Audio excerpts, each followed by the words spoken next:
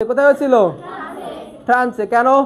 কারণ ফ্রান্সে যে রাজা ছিলেন তৎকালীন সময়ে ষোড়শ লুই, তিনি তার জনগণের উপরে যে পরিমাণে নির্যাতন করতেন, বাধ্য হয়ে এখানে ধনিক শ্রেণী তারাও সকল প্রকার যে অবহেলিত মানুষ যারা ছিল এখানে ধনিক শ্রেণী, কৃষক শ্রেণী সকলে একসঙ্গে ওই রাজার বিরুদ্ধে কি করেছিল? বিপ্লব করেছিল। বিপ্লব করে ফ্রান্সের বিখ্যাত কারাগার মানে কুখ্যাত যেটা, তার নাম হচ্ছে কি বাস্তিল দুর্গ, এটা অ্যাটাক করে সকল বন্দীদের মুক্তি দিয়েছিল। আর রাজার কি হয়েছিল? পতন হয়েছিল। এটা কথা ছিল 1789 সালের। এর মূলনীতি বা স্লোগান কি ছিল? মানে স্বাধীনতাটা আগে আসবে, মানে স্বাধীনতা, সাম্য আর কি ভ্রাতৃত্ব। স্বাধীনতা, সাম্য আর কি। আর এই স্লোগানের প্রবক্তা ছিল কে? জ্যাজাক। কে ছিল বলো? তাহলে ফরাসি বিপ্লবের স্লোগান কি ছিল? স্বাধীনতা, সাম্য আর কি। স্বাধীনতা, সাম্য আর কি বলো? ভ্রাতৃত্ব। জি,